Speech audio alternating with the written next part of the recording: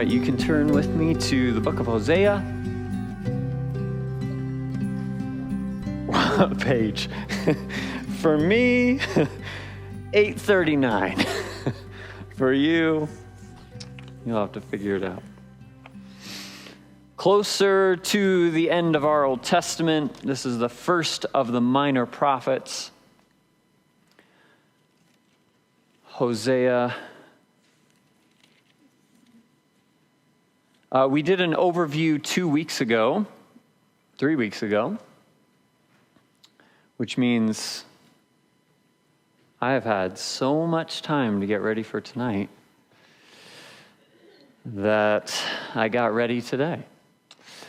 So my plan was to do the first 3 chapters of Hosea. When I told that to Eric on Sunday, he's like, "Oof, I don't know, it's a lot." Well, I don't know if it was too much. It probably wasn't.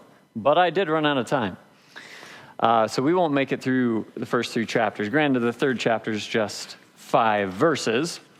But if you remember with me, let's just do a little bit of review and get ourselves back to who Hosea is, when he's writing, what he's writing about, who he's writing to, those sorts of things.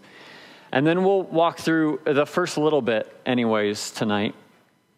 There's kind of a lot to talk about. There's a lot to unpack, and there's a lot that's foundational for the rest of the book, or especially at least the first 3 chapters.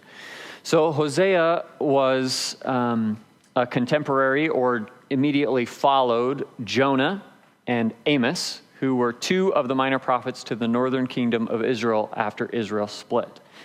All of these northern kings were wicked kings, and they are prophesying during the time of Jeroboam II, which is in the 8th century BC. So this man is a wicked man. He's followed in the steps of those before him, including his father and grandfather, and is living wickedly. So Hosea brings a message to the northern kingdom of Israel, a message of judgment against them for, the things that we're primarily going to see in the next few weeks, but mainly for spiritual adultery, for forgetting their father, their husband, God, Elohim, Yahweh, and turning to other idols. And throughout the prophets, for the most part, what the prophets are doing, they're speaking, right? They're oracles that they receive from God, and they're the mouthpiece of God and deliver them to other people. But occasionally, God has prophets do unique things as well.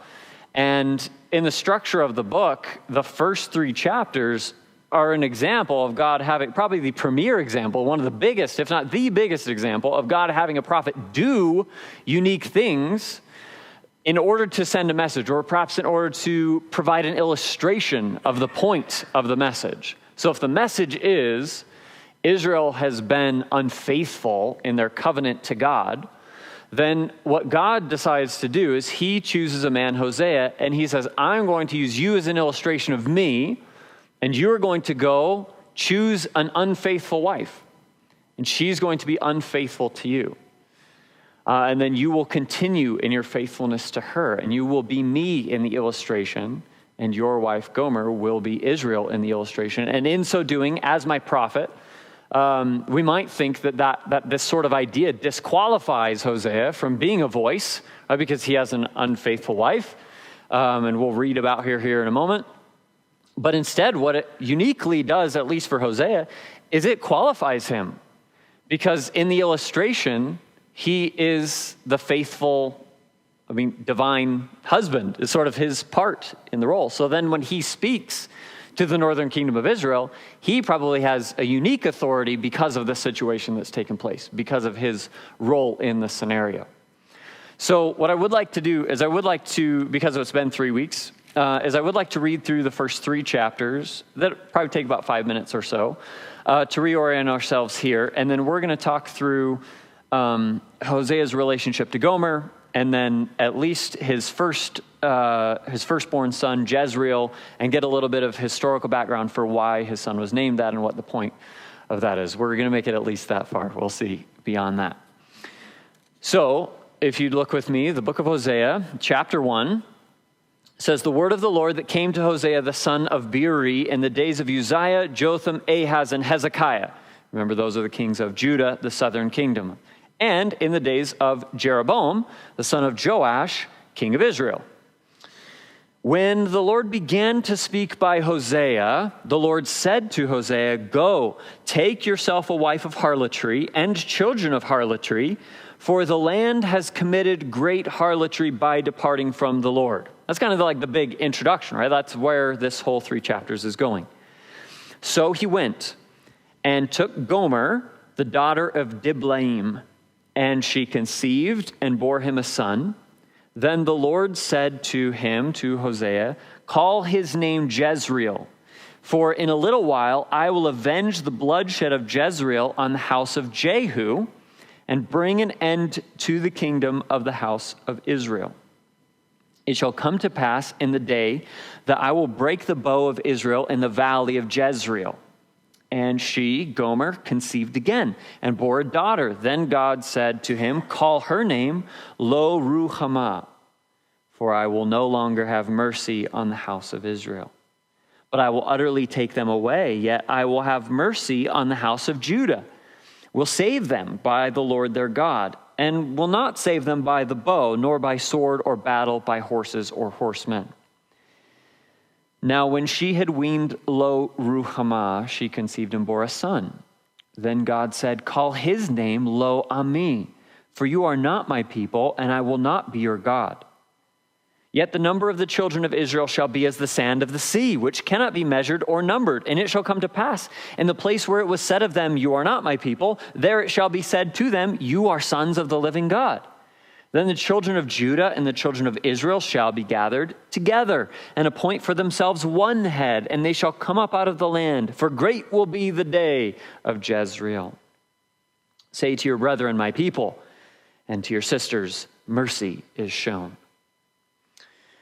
Bring charges against your mother, bring charges, for she is not my wife, nor am I her husband.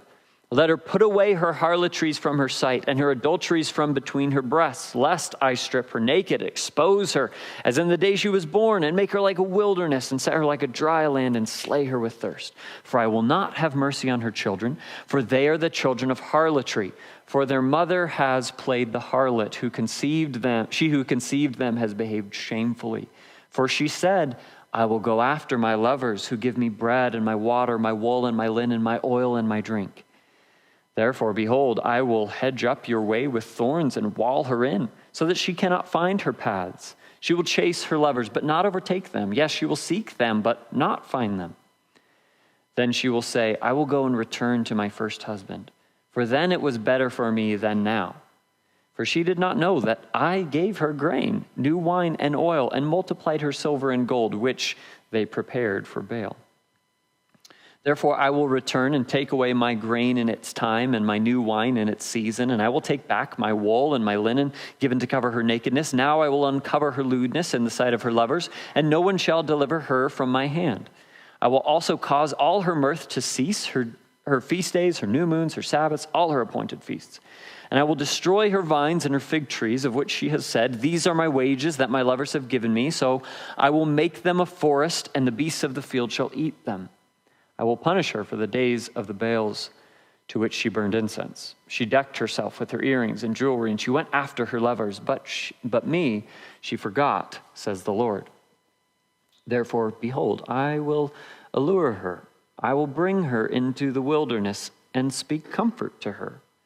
I will give her her vineyards from there, and the valley of Acree as a door of hope.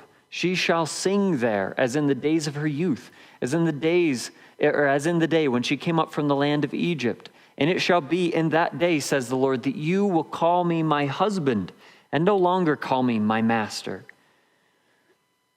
For I will take from her mouth the names of the Baals, and they shall be remembered by their name no more. In that day I will make a covenant for them with the beasts of the field, with the birds of the air, and with the creeping things of the ground. Bow and sword of battle I will shatter from the earth, to make them lie down safely. I will betroth you to me forever. Yes, I will betroth you to me in righteousness and justice, in loving kindness and mercy. I will betroth you to me in faithfulness, and you shall know the Lord. It shall come to pass in that day that I will answer, says the Lord. I will answer the heavens, and they shall answer the earth. The earth shall answer with grain, with new wine, and with oil. They shall answer Jezreel. Then I will sow for her. Then I will sow for myself. Then I will sow her for myself in the earth. And I will have mercy on her who had not obtained mercy. Then I will say to those who were not my people, you are my people. And they shall say, you are my God. Then the Lord said to me, go again. Love a woman who is loved by a lover and is committing adultery, just like the love of the Lord for the children of Israel, who look to other gods and love the raisin cakes of the pagans. So I bought her for myself for 15 shekels of silver and 1.5 homers of barley. And I said to her, you shall stay with me many days. You shall not play the harlot, nor shall you have a man. So too will I be toward you. For the children of Israel shall abide many days without king or prince, without sacrifice or sacred pillar, without ephod or teraphim. And afterward the children of Israel shall return and seek the Lord their God and David their king. They shall fear the Lord and his goodness in the latter days. And so you can see, that this is all one unit. This is one story of Hosea and what God called him to do by way of illustration with Gomer and with then his 3 children.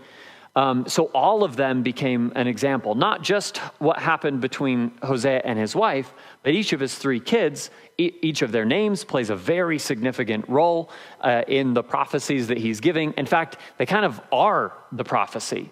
The names that they're given are then woven throughout the rest of this, right? The Jezreel is used not just in the naming of his son, but then at the end of chapter 1 and at the end of chapter 2, and it's used to weave things together, as well as the other 2 children, Lo Ruhamah, which means no mercy or no love, and then Lo Ami, which is not my people.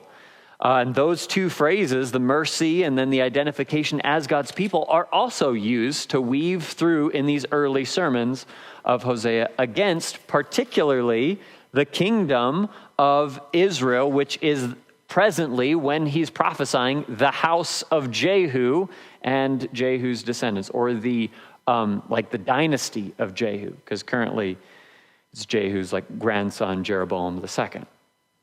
So the illustration then is primarily that God is saying, look what you have done. I have been faithful. And yet all of your leaders, all of your rulers walked away from me, abandoned me, chose instead to follow the trinkets of Baal, to love the sweet wine of Baal and the honey of Baal and the wheat of Baal and all these things rather than me. And then when they begin to, they think, okay, well, maybe I will turn back. And in that moment, almost like Lady Wisdom in Proverbs, God mocks at their calamity. And he says, no, I offered you all of these things. I loved you faithfully. But there's this sort of divorce that happens at the beginning of chapter 2. She's not my wife, nor am I her husband. And then we see mercy very clearly portrayed throughout this opportunity. He woos her again. And draws her, and even Israel and Judah are woven back together, and they call her husband once again, not master, and he brings peace to her. And those who, in the place where they were not called my people, now they are called his people, and they do get mercy, no longer no mercy, but actual mercy obtained. So that's kind of the broad illustration of Hosea and his family. Now, let's just look at the details of verse 2 and following. So we learn at the beginning of verse 2 that this is probably one of, if not the very first things that occurs in Hosea's ministry. When the Lord began to speak by Hosea, which is just as much a title to all of the oracles as it is an introduction to this section. So you could say the beginning of the words of Hosea. Go marry Gomer, or go find a wife of harlotry and children of harlotry. So this is probably one of the first things he does. And that makes sense historically if he's beginning to prophesy during Jeroboam II's reign, but he continues prophesying even beyond the destruction of Jeroboam's house, which is one of the first things mentioned here. So that much of this, at least the destruction, takes place during Hosea's lifetime, during his prophetic ministry. And then some of the later things are even yet to come. But the fact that this would be first makes sense because some of the things are actually going to happen pretty quickly, even within Hosea's prophetic ministry. So, in chapter 1, we have 4 parallel commands. The first one is to take the wife, and then the following 3 are what the children should be named: Jezreel, Lo Ruhamah, and Lo Ami. And each of them are followed with the same clause because, or for this. Though God doesn't have to, he does choose, in this case, to give his reasons for each of these things. Go marry a wife. Why? Well, because the land has committed great harlotry by departing from the Lord. Name your son Jezreel. Why? Well, we'll look at that in a moment, because Jezreel is significant. Name your child Lo Ruhamah. Why? Because I don't have mercy. I don't have love. Name your child Lo Ami. Why? Because they are not my people. These people have abandoned me. They've abandoned the covenant. So there's significant reasons for each of these things, and that's sort of the structure of the first chapter, at least through verse 9. In the 3 names of the children, there's even a little bit more structure beyond that, but we'll stop here in verse 2 for a minute. So this idea that God tells him to go marry a wife of harlotry, or most likely our most modern parallel to this is to go marry a prostitute. Go marry somebody that makes their living, that gets their sustenance, that gets their gifts from sexual favors. And that, right off the bat, that's pretty shocking. That's like God shows up and says, do this. That's unusual. There's no other time, really, that's happened. In fact, that's condemned, right? You're not supposed to do that. That's what you're supposed to stay away from. They weren't supposed to intermarry with the people of the land because the land took their hearts after other gods. And he's saying, well, Hosea, while your heart needs to remain faithful to me, you're to marry an unfaithful woman. Very unusual. And so he's commanded to connect himself in covenant union with an immoral woman, to become, as we learned in Genesis, this new one flesh relationship. And in so doing, as we've said, Hosea illustrates Yahweh, who's also connected himself in covenant with a willfully immoral people. Now, that idea has been, how we understand that, has been the topic of a load of conversation about Hosea. Who is this woman? Why? Just because of the stark nature of it. There are probably 8 to 10 normal interpretations that are going to shape the way you view all of these chapters. So this isn't actual historically. This isn't his history, right? It's an allegory. And this is even Calvin's interpretation. He says, no, this is like Hosea telling a parable. He's like, okay, so imagine with me, God comes to me and he says, I want you to take a wife. Let's say her name is Gomer.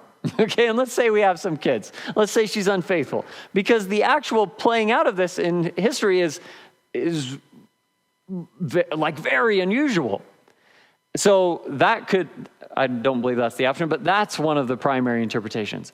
It's also an interpretation that Gomer, his wife, she is real. They're both historical, but she is faithful. And both of these two things are the first chapter is a metaphor for Israel's sin. Let's say my faithful wife were to go and do that. Okay, so maybe they are real people, but this actually happening, Gomer's identity and the identity of his children, that's unusual. And the names of his kids, hey, come here, I don't love you. Hey, come here, not my kid. It's that, why are you doing that? That doesn't make sense. It's very stark and strong. So perhaps it's, more a story within the historical setting. And one of the difficulties as well is that chapter 3, when he returns, Gomer's name isn't mentioned. So is it Gomer? Or is it somebody else? Is this 2 stories running parallel? Or is chapter 3 reiterating what he's already done? He went and took a woman in this sort of scenario. Or is it then he went again and took her? Or is it that they're 2 different women? If it's that they're two different women, then the first one may be that Gomer's illustrating the Israel's sin against God, but then the woman in chapter 3 is illustrating God's compassion or his love or even the hope of salvation to someone who's beyond love. Another thing that people will often say is when he says, go take yourself a wife of harlotry, in order to sort of get around the difficult image of Hosea going and marrying essentially a prostitute, that they're going to say, okay, marry someone who would end up doing that, who perhaps is prone to it, not someone that is presently unfaithful or presently living that out. Don't, go down to the red district sort of thing.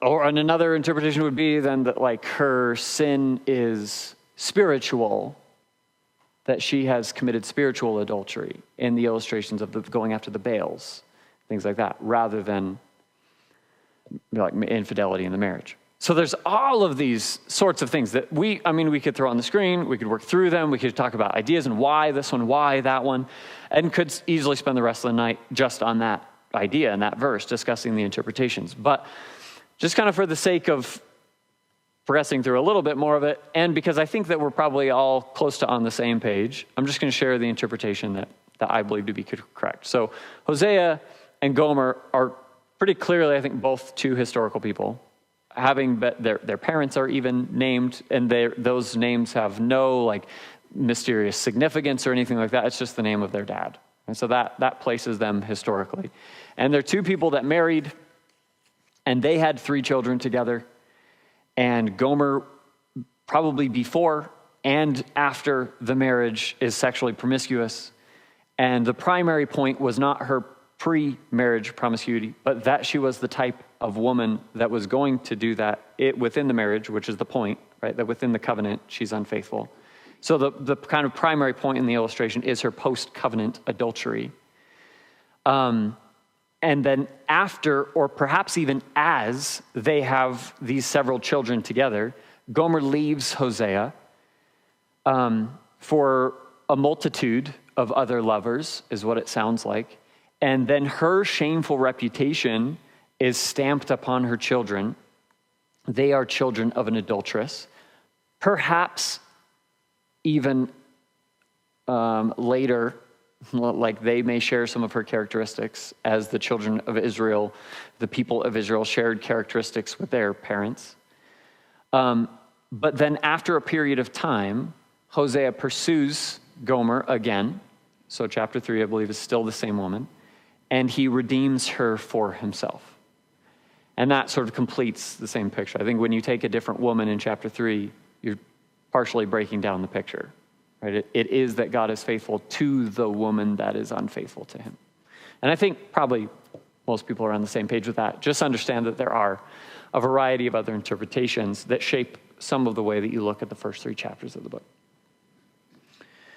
So, I'll just make one note then on the second phrase, the children of harlotry. That means one of 3 things.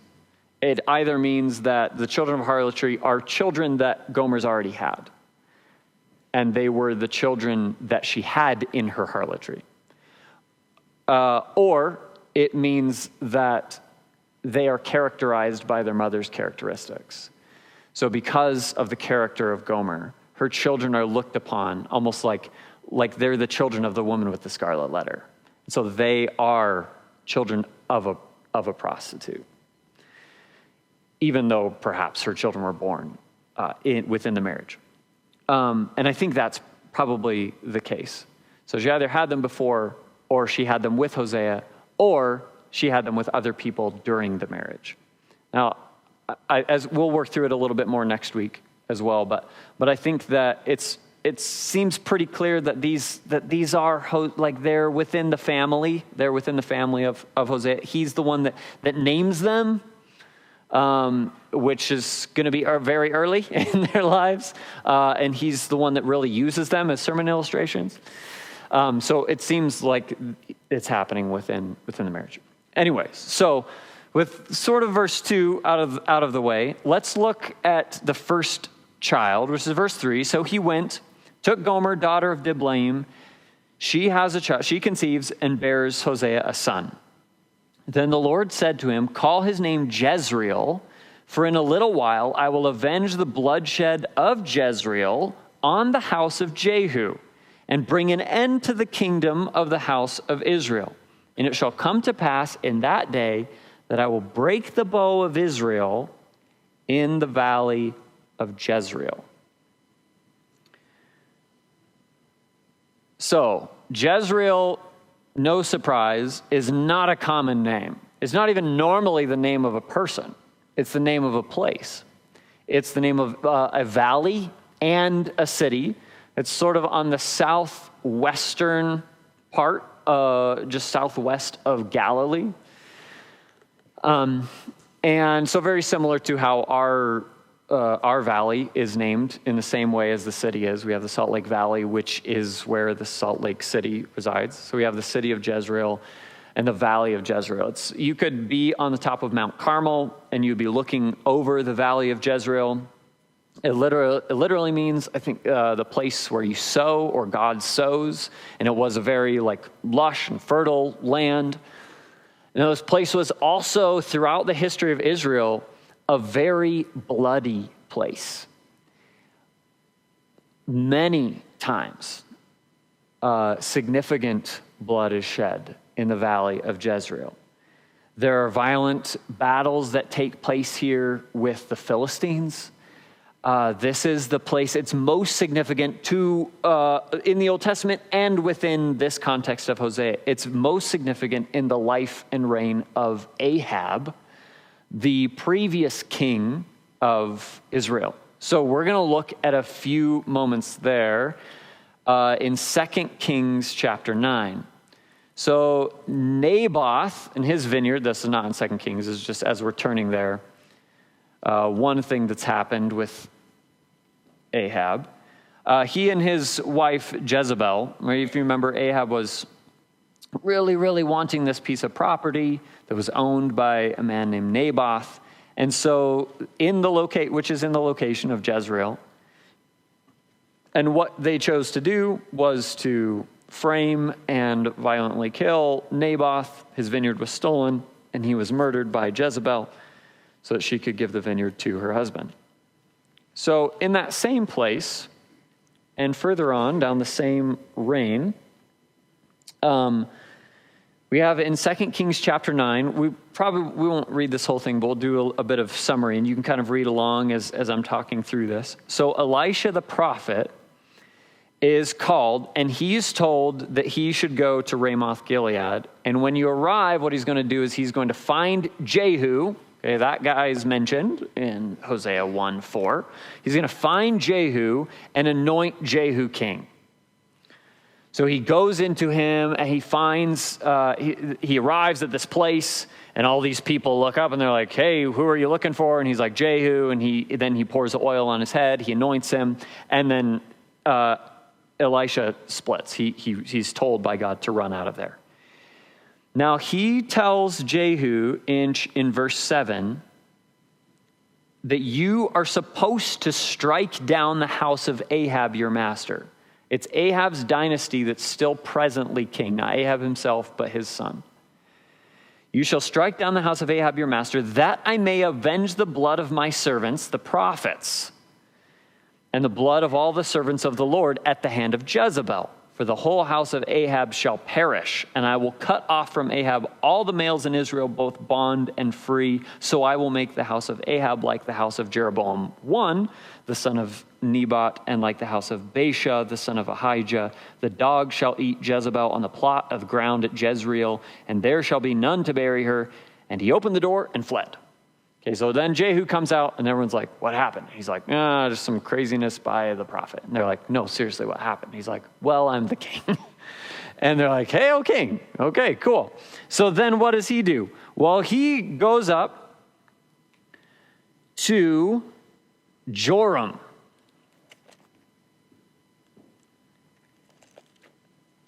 And who is king?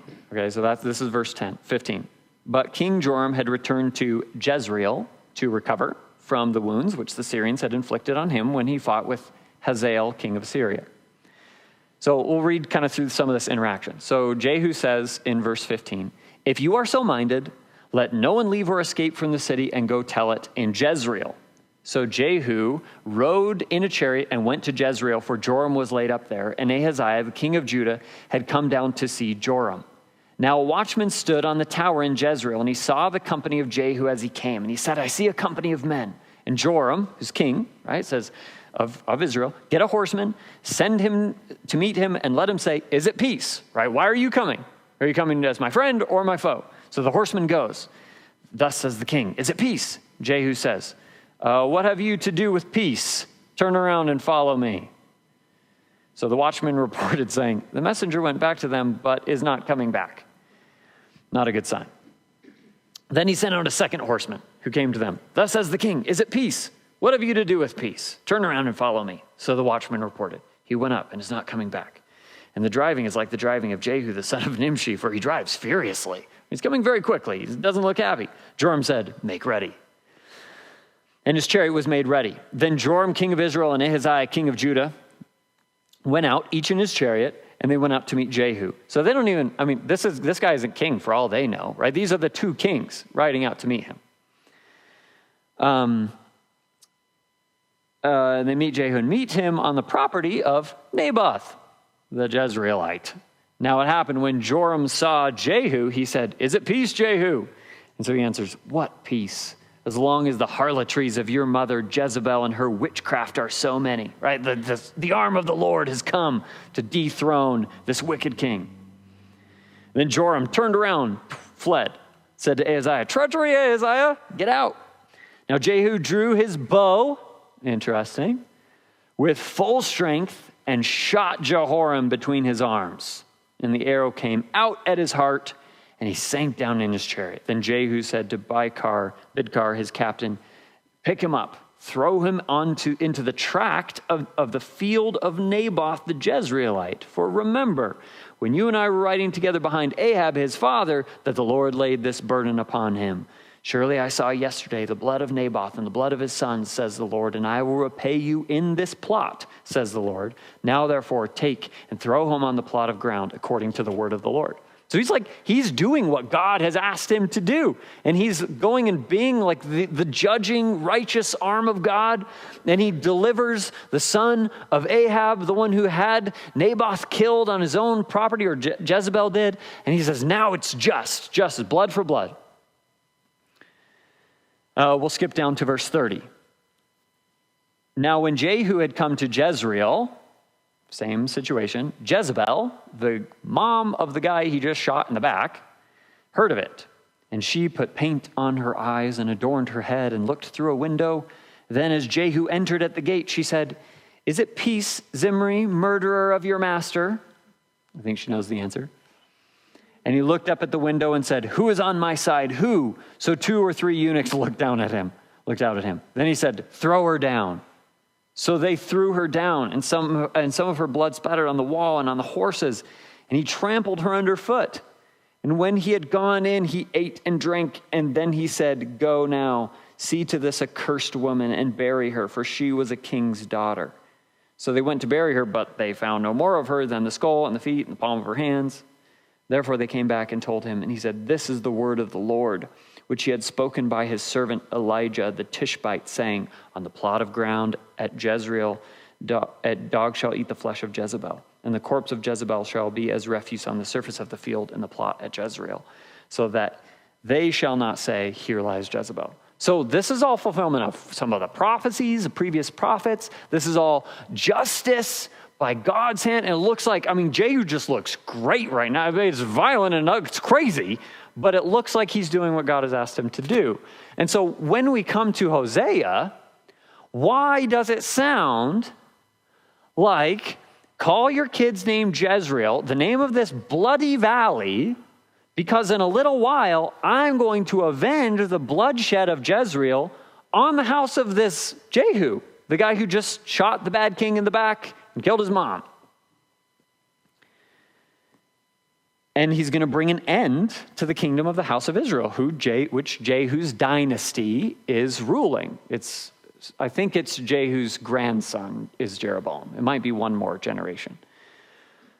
So when Hosea delivers this message, when he names his first kid, and he tells everyone why he's named his first kid and delivered this message, and Jeroboam the second hears about it because his grandfather or great-grandfather killed the previous evil king, why is it not praise? Why is it not rejoicing? Now, I think there's two answers to this. One of them is the key word, at least as I read in the New King James, is avenge, right? I'm going to avenge the bloodshed. In ESV, that is punish, I think. So it sounds like what's happening is punishment for what Jehu did in Jezreel, that he was bloody. And it went beyond that. I mean, he went and killed all of the servants of Ahab, and it was kind of a bloodbath. But this word, the semantic range of the word is broader than just that. A lot of times it means that you would attend to something, or you would appoint something, or even visit, perhaps. Nothing necessarily inherently in the word demands like punishment or vengeance. And so I think what's happening here is that he's saying that he is going to appoint, or he is going to bring the bloodshed of Jezreel. It's known as a valley of blood. And Jehu knows it's a valley of blood. The kingdom, the present ruling king knows it's a valley of blood. And he's saying, I'm going to bring the same thing that happened there upon your kingdom, upon your dynasty. Not because of what you did. In fact, probably the only reason Jehu's kingdom lived, that his family reigned so long, was because of what he did. What he did was, I think, just. And it was even at the hand of God. He was commended for it later. So why would the very thing that God commended him for be the thing that God punishes him for? That doesn't quite make sense. So I think perhaps a better word in translation would be that he is bringing the blood of the valley of Jezreel into this throne too. Why would he do that? Because Jehu did the same thing that Ahab did. He was the same kind of a king. His children, none of them were righteous, right? He wasn't the righteous hand of God. He continued in the evils. He continued pursuing false gods, all of this sort of thing.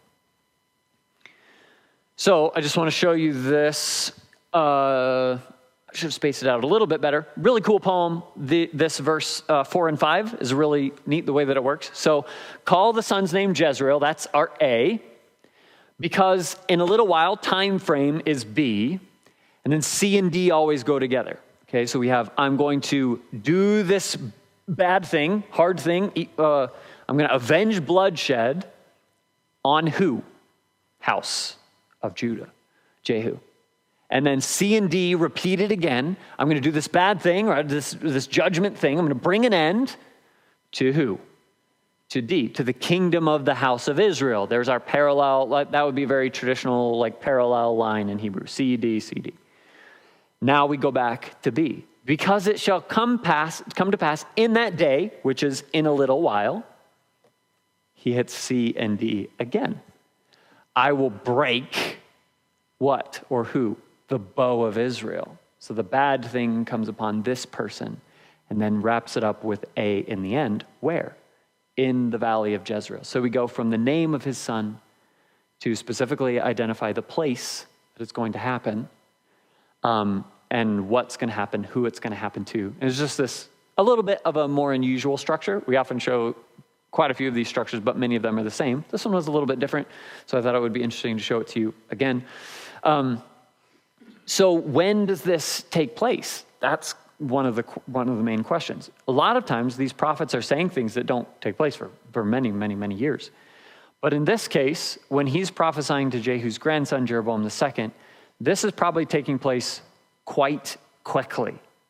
That the fulfillment of this prophecy, given at the beginning of Hosea's ministry, probably ends, or probably takes place, is fulfilled at the end of Jehu's line, which is when his, it's Jeroboam II's son or grandson, Zechariah, is assassinated. And if So that's in 2 Kings chapter 15. If the Septuagint reading is correct,